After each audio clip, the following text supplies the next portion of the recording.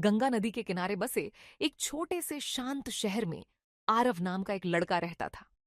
आरव जिज्ञासु और साहसी था, जो हमेशा अपने आसपास की दुनिया के बारे में सवाल करता रहता था। एक दिन अपने पुश्तैनी घर के अटारी को साफ करते हुए आरव को एक पुराना धूल से भरा संदूक मिला। संदूक के अंदर उसे कुछ प्राचीन वस्तुएं मिलीं। एक रेशमी साड़ी, एक पीतल का दीपक, लकड़ी की एक मूर्ति और एक पांडुलिपि जो किसी अनजानी लिपि में लिखी हुई थी। आश्चर्यचकित होकर आरव यह सब अपने दादाजी के पास ले गया, जो शहर में भारतीय संस्कृति और इतिहास के अपने गहरे ज्ञान के लिए जाने जाते थे। दादाजी, ये चीजें क्या हैं? ये इतनी पुरानी और सुंदर लगती हैं? आरव ने उत्साह से पूछा। दादाजी ने अपने चश्मे को ठीक करते हुए कहा, अरे आरव, तुमने हमारी भारतीय धरोहर का खजाना खोज निकाला है।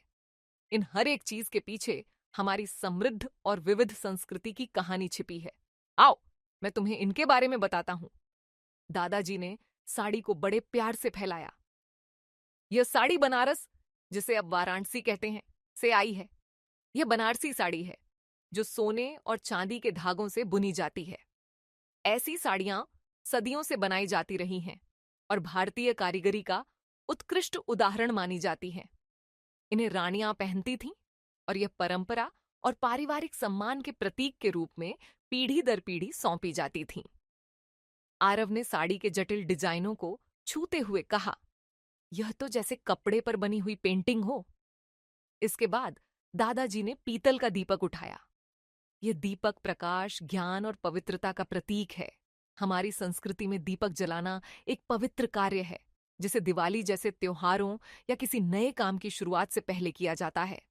यह सकारात्मक ऊर्जा को आमंत्रित करने और अंधकार को दूर करने का तरीका है।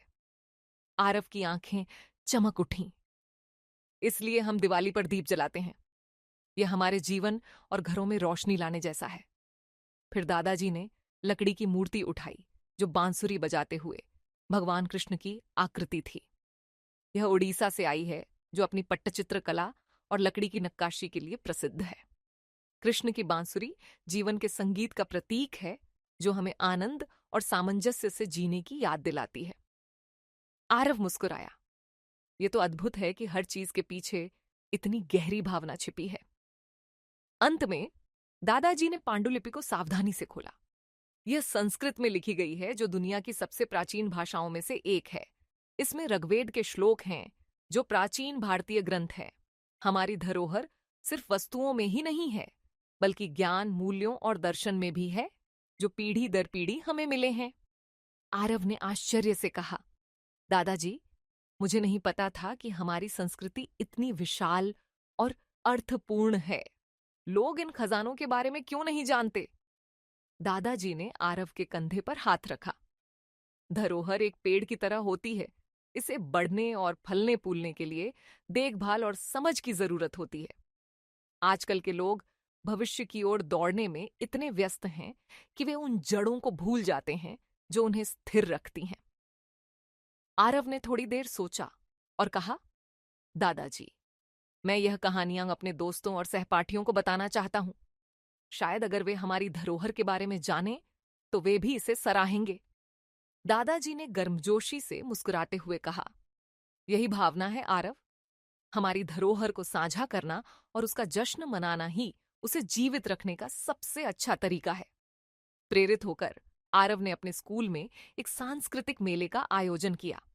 उसने साड़ी, दीपक, मूर्ति और पांडुलिपि को प्रदर्शित किया और उनके महत्व को अपने दोस्तों को समझाया। उसने स्थानीय कारीगरों को भी बुलाया, जिन्होंने मिट्टी के बर्तन बनाना, बुनाई और शास्त्रीय नृत्य जैसे अपने कौशल का प्रदर्शन किया। मेला बहुत सफल रहा। छात्र और शिक्षक भारतीय संस्कृति की समृद्धि से प्रभावित हुए। आरव के प्रयास ने शहर में अपनी धरोहर को संरक्षित और उसका उत्सव मनाने की नई प्रेरणा जगाई। सालों बाद आरव एक इतिहासकार बन गया, जो भारत भर में घूमकर सांस्कृतिक खजानों का दस्तावेजीकरण करता था। लेकिन वह हमेशा उस धूल भरे पुराने संदूक और अपने ज्ञानी दादाजी को अपनी प्रेरणा मानता था। कहानी की सीख, हमारी धरोहर ज्ञान, मूल्यों और कला का खजाना है। इसे समझकर और साझा करके हम इसकी भावना को आने वाली पीढ़ियों के लिए जीवित रख सकते हैं।